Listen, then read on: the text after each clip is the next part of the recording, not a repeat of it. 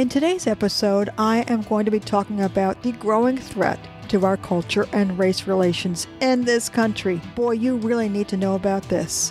Critical race theory. Let's go.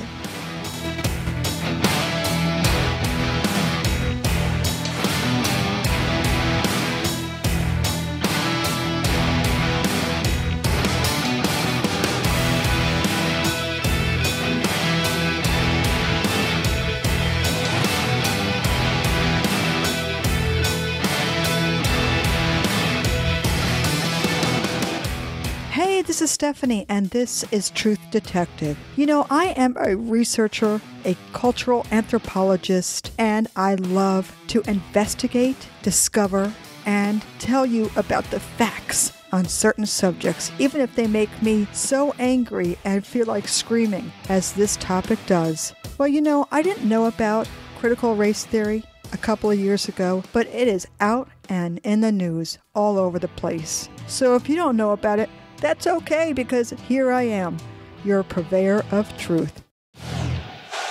Well, critical race theory has come to the forefront in 2021 as American schools, businesses, and government agencies want to deploy some or all aspects of critical race theory. I can't believe it.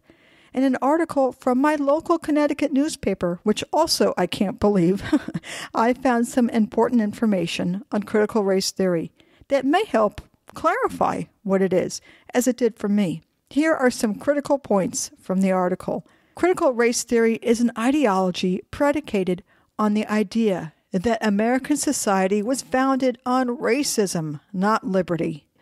Well, the academic concept took root in the 70s and 80s as a way of recontextualizing American history and its current systems of power through a racial lens, and has taken hold in popular culture and the mainstream media. It's a fight for the soul of the country against forces seeking to indoctrinate students into a communist and nihilistic ideology. Well, I cannot stand students being indoctrinated, the proponents of which have no use for America's Western Judeo-Christian values.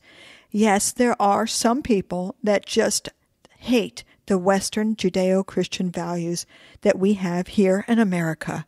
Well, the buzzwords, including anti-racism, white privilege, and of course wokeness, have entered the country and are not going anywhere right away. Most comforting, to me at least, is that nationally, legislatures in nearly a dozen states have either passed or are considering laws to ban or limit the teaching of critical race theory in public schools, and I say yay to that. Columbia Law School professor Kimberly Crenshaw is one of several academics credited with popularizing the term critical race theory back in the 80s. Well, Crenshaw believes that critical race theory says, let's listen to the people who are victimized by racism or claim to be victimized by racism and listen to what they have to say.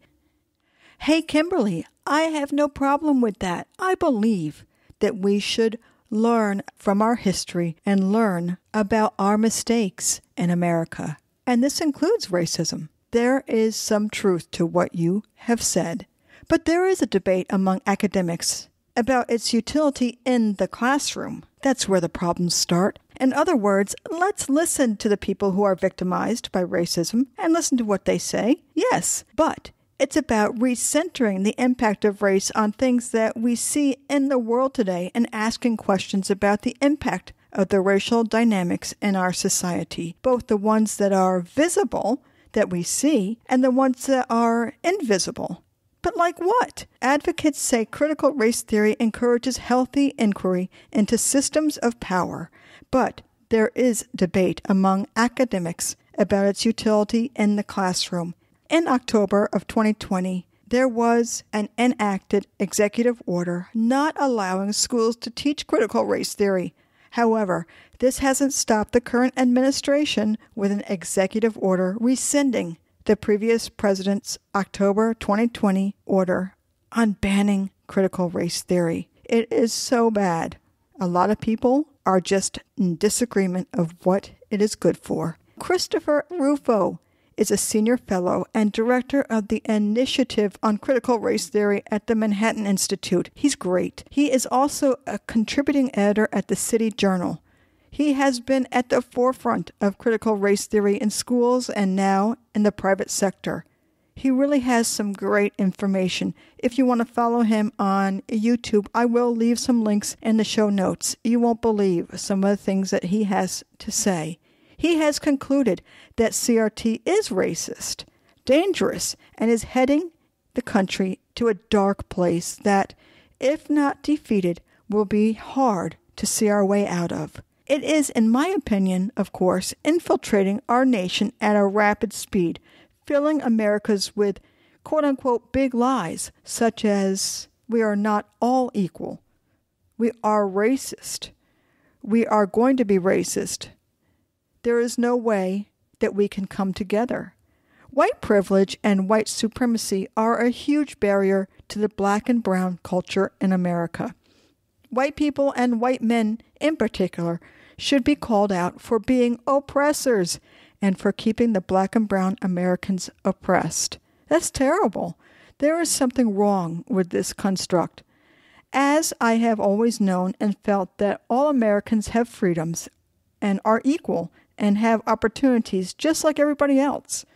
We all have freedoms to think and use our minds to construct how we feel. I believe that no one is oppressing anyone. If you have that belief, that is your own belief.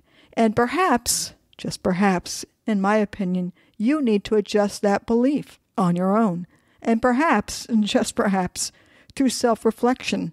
Well, only you know that. Chris Rufo said he has a new finding. American Express employees, particularly white employees, were barred from using certain phrases and language as part of the company's anti-racist etiquette, echoing controversial tenets of critical race theory. Well, now it's getting into everything, not just schools.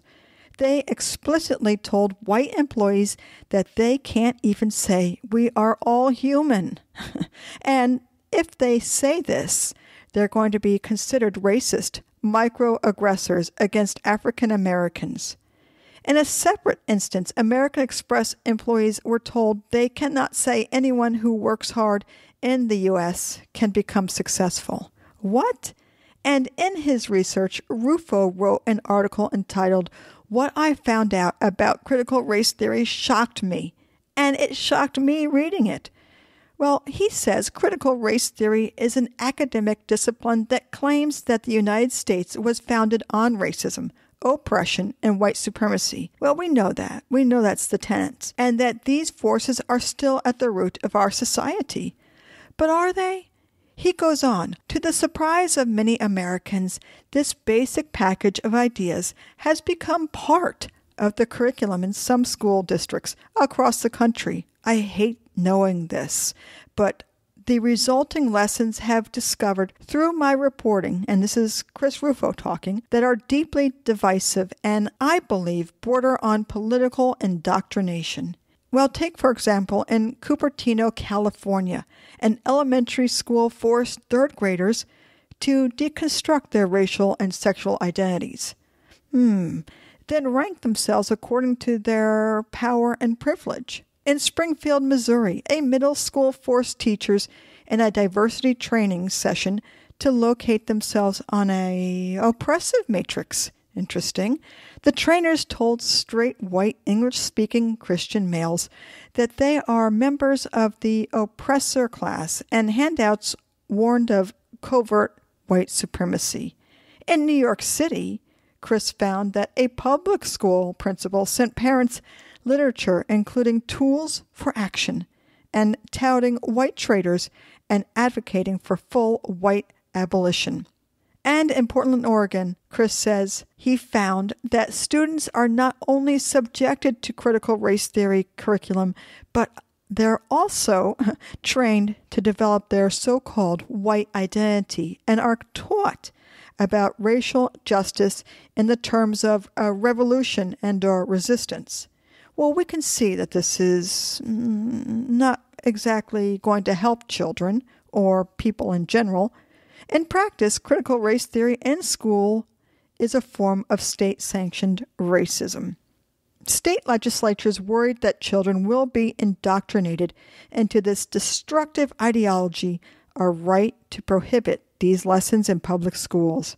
Critical race theorists have the right to express their beliefs as individuals, but taxpayers, like myself and like yourself, are not obligated to subsidize their beliefs and incorporate them in the school curriculum. Well, Christopher Rufo also wrote that there is legislation against teaching CRT, and that's great, and we know that. Legislation prohibiting CRT achieves 3 important protections, and this is great. Well, the first one, they protect students and teachers' First Amendment rights of conscience. They cannot be compelled to believe in racial theories that violate their sense of basic dignity. That's very cool. They uphold the basic premise of the 14th Amendment, which guarantees that individuals must be treated equally under the law, regardless of race. Well, critical race theory doesn't do that. Well, number 3 is the legislation ensues that a state's public institutions reflect the values of the public. In a representative democracy, voters decide which values to transmit through public schools, right? And legislatures have the right, even the duty, to shape the curriculum to those ends. So all this is great, and we love that. In an article called, "Does Critical Race Theory Belong in School Curricula?" the Philadelphia Inquirer on June 11th, 2021, had a pro-con article entitled, "Should Pennsylvania Adopt a CRT Curriculum?" Well, teacher, wife, and mother Kezia Ridgway said, essentially, opponents of critical race theory are afraid of students learning the truth and becoming critical thinkers, because critical thinkers will question everything. And as I've often said, questioning everything is so good. You know what else critical thinkers do? They demand more from politicians, make informed decisions about candidates, and are not easily swayed with 60-second sound bites that dominate the news cycle. Well, that's true. And this, from the same article, Gary Franchione is a board of governor at Rutgers Law School, and he says this: conservatives reel from the suggestion that America is a fundamentally racist nation because slavery, and not the protection of individual liberties, was really the reason for America in the first place. As non-historians with an interest in the subject, we see support for both positions in the literature. The solution is rational debate in which these assessments may be examined and analyzed, right? CRT offers examination with no debate instead. And in the Sun News in Myrtle Beach, South Carolina, I kind of found an interesting article here.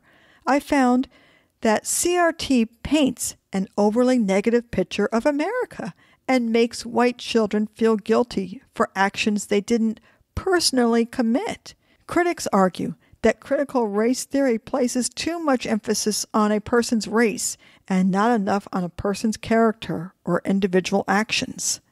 Well, the University of South Carolina had a training offered for free to high school students, but guess what? No local high schoolers showed up because they were still in class, so they missed that. Well, Representative Bill Taylor, who attended the event, is sponsoring a bill, H 4343, that would place limits on how schools could teach gender and race, and it's not CRT. The bill would prevent schools from teaching that people of a certain race or gender are unconsciously oppressive because of their gender, sex, or race, which is the tenet, the main construct of critical race theory. Also, that an individual's character is determined by race or sex, and that hard work and meritocracy are the products of racism and sexism, and that people of the white race are responsible for the actions of their ancestors. All this is hogwash. All this is things that we don't need to teach people or children. Scholars favoring critical race theory say it does not teach students these things, but behind closed doors, some, if not most, see this happening and are satisfied in knowing this. The bill, H 4343 again, which would ban mandatory diversity training, would also withhold funding from schools that use the New York Times 1619 Project as a source material. Now, the 1619 Project is part of the critical race theory in some ways. The push to block critical race theory from classrooms is not unique to South Carolina. I don't think it is. As more and more parents of all races, creeds, colors, find out what critical race theory is all about, there are questions, there are objections, and there are loud school board meetings. Just go online, you'll find it. Now that we know more, we can go to the facts about CRT and understand why it was taught in the first place, why it began to be a theory, who benefits, is it appropriate, and is it a psychological nightmare for parents and children? Well, my take is this. When racism enters the picture, indeed, everyone suffers. As an American, I can tell you that I have never thought about race hindering anybody. I have loved people of all races my whole life. I have thoughts of equality and hard work being the basis of moving ahead in an education and work for all. I have thoughts of equality and hard work being the basis of moving ahead in education and work for all. Not singling any one race or all races out because of the color of their skin. That's silly and stupid. Getting ahead because of hard work and tenacity. What's wrong with that? I've always believed that. Yes, it is my belief, my personal belief, my passionate belief that labeling anyone because of race won't end well for any country. And yes, CRT divides Americans, and its only service is to anger people from all walks of life. Hey, you know what? It angers me, and maybe it angers you. Mediocrity will surely ensue if critical race theory is put into the schools and into our nation. Psychological damage will be apparent as white boys and girls are made to feel, less than. They're already insecure at these young ages. We should be lifting them up. There will be groupthink, collective thinking, putting all of us on the same level, which actually helps no one. In the last episode of Truth Detective, I mentioned the big lie. Well, the use of and teaching of critical race theory in schools, businesses, and the military is a huge mistake. A big lie that is in no way the noble and right view to have. It is being used as a confusing and chaotic mechanism to divide the people of our country. Its main purpose is to anger and generate insecurities amongst all people, every race, gender, and in every political spectrum. No one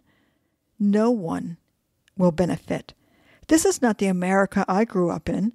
Freedom is to get a fantastic and fact-based education that includes proficiency in reading, math, and the sciences. I love that. Well, apparently, as critical race theory is now a red-hot button issue and debate with parents recently learning and criticizing critical race theory as they learn what it is, every day that passes, we find more examples telling us some in authority don't understand the damage that this will ultimately cause. Or maybe they don't care. Or they don't care about the youth of the nation. No, not all arms of government passing critical race theory laws in schools feel this way. Well, Oregon Governor Kate Brown recently enacted a branch of CRT into school districts all over the state that you won't believe. In an article on the website Oregon Live, I found this. Governor Kate Brown signed a law to allow students to graduate without proving they can read, write, or do math. Great. She doesn't want to talk about it. This is idolizing critical race theory. Is it placating to the American divisiveness? In the article, Charles Boyle, the governor's deputy communications director, was quoted saying, that suspending the reading, writing, and math proficiency requirements will benefit Oregon's Black, Latino, Latina, Latinx, Indigenous, Asian, Pacific Islander, tribal, and students of color. But will it? The article also notes that the Oregon schools have often required skills in reading, writing, and in particular math, and had many courses to help students strengthen skills and evidence of mastery, which is great. Most of those courses had been paused during the pandemic before lawmakers killed it entirely. I'm just sighing for a moment. In my mind, I completely acknowledge that mediocrity will ensue and therefore be the end of the basic critical skills that help the nation's children grow for years to come. You see, when you have a mediocrity and then everybody gets a trophy philosophy that takes equality out of the equation for those that are truly gifted, work hard, and care about their future, the picture of how it was years ago, being everybody is created equal, has equal rights and opportunities. Well, then with CRT, we are focused solely on equity, right? Some races are not equal. Therefore, the government will help some races even if you are unskilled. You will move ahead because of your race or a once misused opportunity that was a product of your environment or upbringing. Well, that's not really fair. Some countries have tried this equity model by utilizing race and gender and the caste system. But that's Marxism. Think China, think Cuba, think Venezuela. In this case, in America, some had thought the only way to enter that Marxist ideology that CRT is through the youth in school and indoctrination, throwing in the race card for good measure so it can take hold. Americans are now seeing it infiltrate private corporations like IBM and Coca-Cola, as well as the military. That doesn't make us happy. This has worked for some countries because of the monoculture, but it's the same Marxist philosophy in the history of the world with all the countries that have the Marxist agenda. It has never ended well for the citizens of the country, and it won't end well for Americans. It is always said that this agenda will help the citizens, but it never has. In Oregon, for example, the governor has set in place that this CRT curriculum and a lack of excelling standards for the students has been cemented in place for the next 5 years until 2027, which means there will be 5 graduating classes without the necessary skills to succeed in the career of their choice after graduation. This is tragic. This sets up failure for students learning CRT and for teachers and the public school sector for having to teach critical race theory. I could not ignore the pleas of these teachers that are afraid to speak out in fear of losing their jobs, and there are plenty, believe me. It hasn't gone unnoticed that some teachers are giving up on the noble profession of teaching because of this backward thinking of critical race theory. Within the last year, I was told in one of my so-called equity trainings that white, Christian, able-bodied females currently have the power in our schools, and that, quote, this has to change. Clearly, you've made your point. You no longer value me or many other teachers you've employed in this county. So since my contract outlines the power that you have over my employment in Loudoun County Public Schools, I thought it necessary to resign in front of you. School board, I quit. I quit your policies, I quit your trainings, and I quit being a cog in a machine that tells me to push highly politicized agendas on our most vulnerable constituents, the children. I will find employment elsewhere. I encourage all parents and staff in this county to flood the private schools. Well, this is truly sad, and I'm hating to hear this. The America I know and love has freedoms for all, including freedom to speak true thoughts without being censored or having your voice and opinion about anything. But in this case, critical race theory shut down, microphone turned off, so nobody will hear the empty pleas of a desperate teacher with no faith in her school district. I've always seen America getting ahead by hard work and personal responsibility for the betterment of their own quality of life. Really, helping students by introducing indoctrination and repeating CRT propaganda, mismanagement of basic educational standards, classes, and testing will help them with a great future? I don't think so. As most of my peers the same age will tell you, the education that we got 40 or 50 years ago, kindergarten through 12th grade, along with my decision to go to college, has benefited me tremendously. I learned a lot, as I'm sure that you have too. Fundamental educational components as well as social connections with students and lifelong friends have been the pillar of my wonderful life that I've had, growing up without thinking of race relations, the bitter vitriol, or the divisive content. The unconnected separation will be the death of a nation, broken in some ways, needing to be fixed in other ways, but not in this way. While we are divided, I fear that other countries are laughing at the decisions we are making. Allowing critical race theory is a Marxist ideology that many ugly, regressive nations, like China perhaps, have adhered to. We are putting our efforts into schools and institutions and making other blind, foolish decisions that only serve to divide and to not move America forward. For sure. Our nation was and is built on excellence, and we are still the greatest country ever. And my real fear, is if we go down the CRT path, the critical race theory path, through education, private organizations, federal funding, the military, we will be setting ourselves back into a darkness that will be irretrievable. American democracy was built on hard work. We all know that.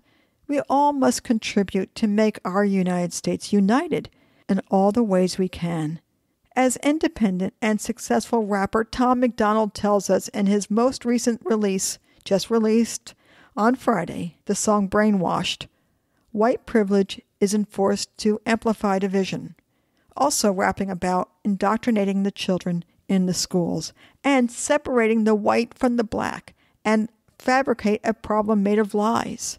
He's right, and I will have the link to that song in the show notes so you can listen to it. It says a lot. This seems to be an uphill battle with the scholars, professors, and old school academia pushing a Marxist ideology that is bound to fail. You know it is. Interestingly, the CRT curricula was never meant for young children, but rather for law students in colleges to understand the constructs of certain branches of the law. But I think and hope that perhaps there is still hope for peace in our nation.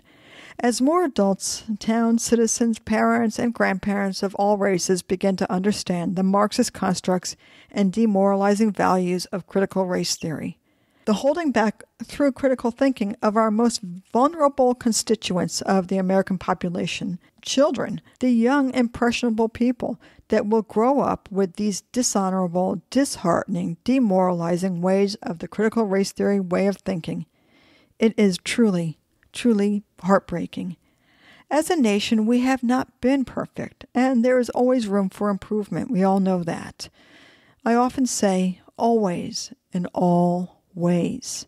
Making improvements through conscious awareness by studying actual factual history, perhaps, is one way. But this will never happen if we make a generation of racist children. Can you imagine? Led by adults bringing conflict and deprivation some may never see for years to come. Is this the America you want to see for the next generations, for the next 10, 20, 30 years, in your lifetime? Once again, I quote my local newspaper, as I'm sure many other schools are asking the questions that we want answers to. This shouldn't be a polarizing topic. How do we come together to have honest conversations about real issues that students experience and have been vocal about?